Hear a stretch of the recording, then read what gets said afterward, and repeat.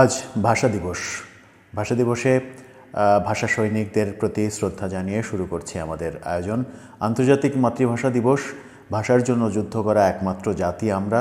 সেই জাতি কতটা এগোতে পারলাম, ভাষা শহীদদের যথাযথ মর্যাদা দিতে পারলাম কিনা, সেই তর্ক বিতর্ক হয়তো চলতেই থাকবে।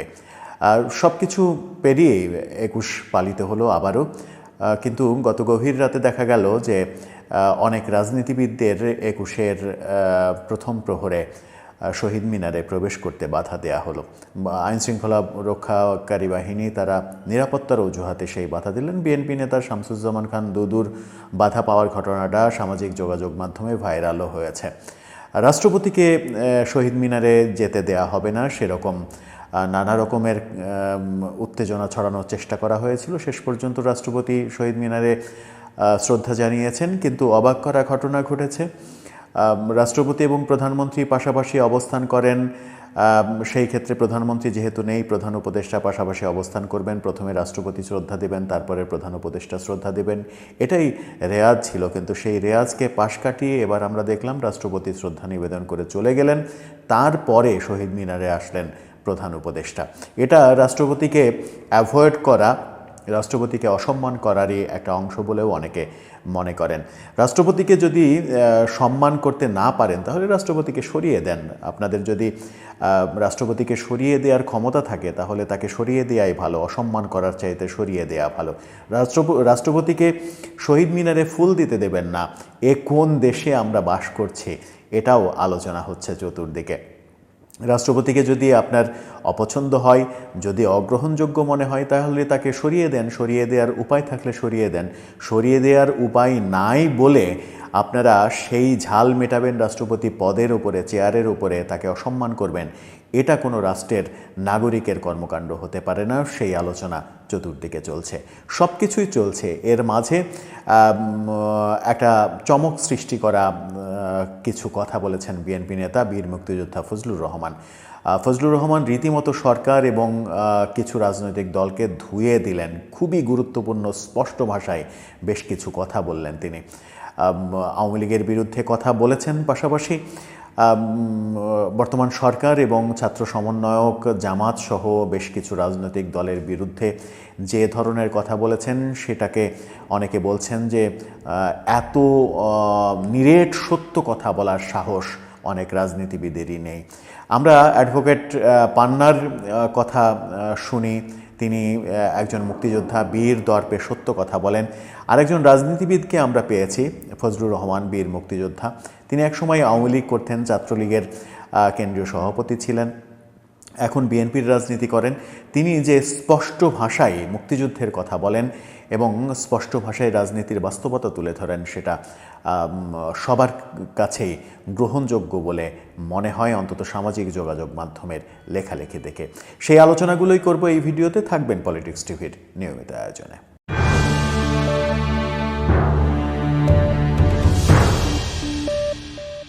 দর্শক, ২১-এর এই দিনে মূল ভিডিওতে যাওয়ার আগে আপনাদেরকে আবারও জানিয়ে রাখি, আমাদের পলিটিক্স টিভির ভিডিওগুলো স্পন্সর করছে প্রজাপতি.টিভি নামে নতুন ওটিটি প্ল্যাটফর্ম।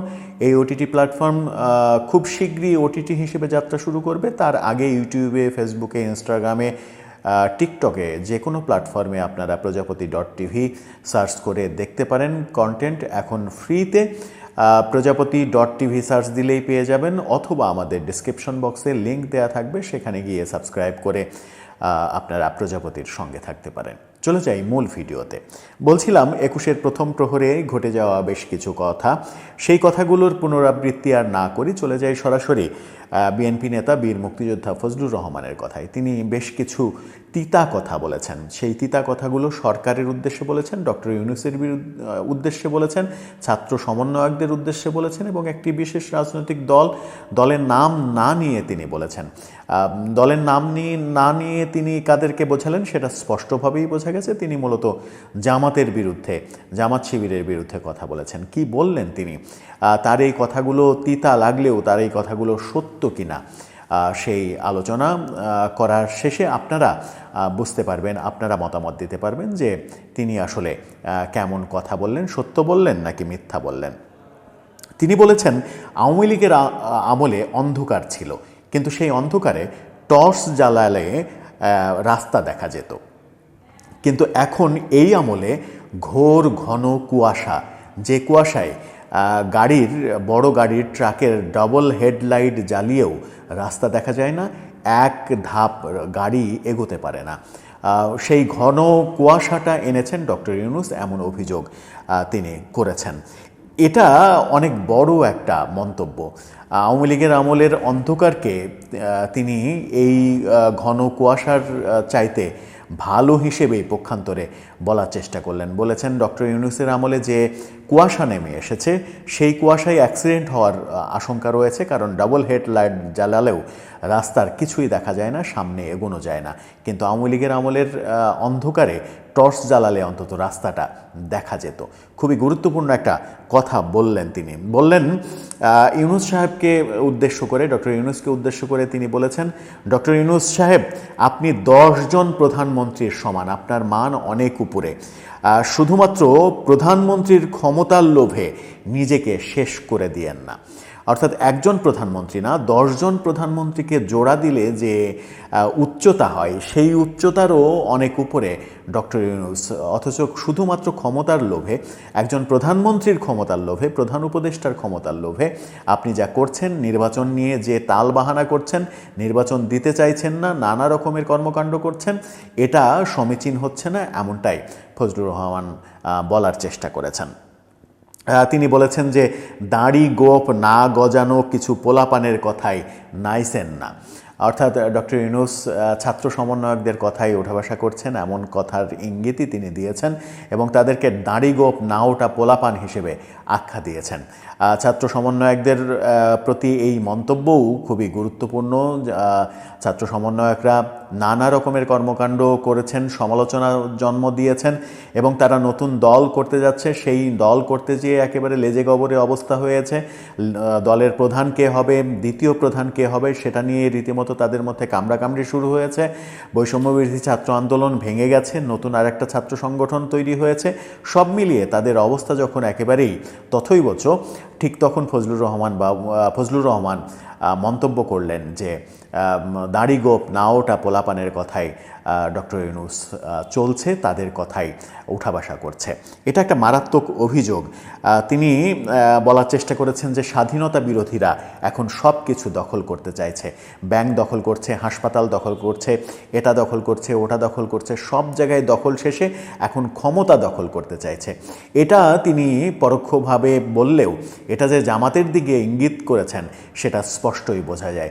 জামাতের প্রতি বিএনপির যে ক্ষোভ তৈরি হচ্ছে দিনে দিনে, সেই ক্ষোভটা আরও বেশি স্পষ্ট হচ্ছে। আমরা কুয়েটে দেখলাম, খুলনা ইঞ্জিনিয়ারিং বিশ্ববিদ্যালয়, সেখানে ছাত্রদল ছাত্র শিবিরের মারামারি দেখলাম এবং তারপরে দেশের একাধিক জায়গায় এরকম ঘটনা ঘটেছে। বিএনপির এক ধরনের প্রস্তুতিও চলছে ছাত্র শিবিরের বিরুদ্ধে অ্যাকশানে যাওয়ার, সেরকম খবর চতুর্দিক থেকে আসছে।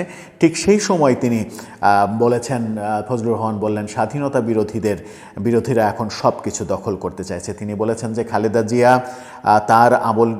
তার আমলের বাইরে গত 17 বছর যাদেরকে তার স্নেহের শাড়ির আঁচলের নিচে সন্তানের মতো স্নেহে আগলে রেখেছিলেন, লুকিয়ে রেখেছিলেন, তারা আজ স্লোগান দেয় নৌকা আর ধানের শীষ, দুই সাপের একই বিষ।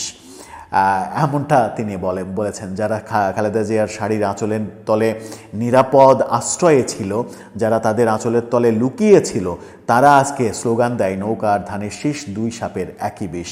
এটা সহ্য করা যাবে না। এবং শেষে তিনি বলেছেন যে বেশি বাইরেন না, বিএনপি মাঠে নামলে লুকানোর জায়গা পাবেন না। তার মানে কি বিএনপি মাঠে নামার চেষ্টা করছে? বিএনপি জামাতের বিরুদ্ধে এবং সরকারের বিরুদ্ধে এক ধরনের যুদ্ধ ঘোষণার দিকেই যাচ্ছে? বিএনপির বিভিন্ন নেতার কথাবার্তা পর্যবেক্ষণ করলে তেমনটাই মনে হয়।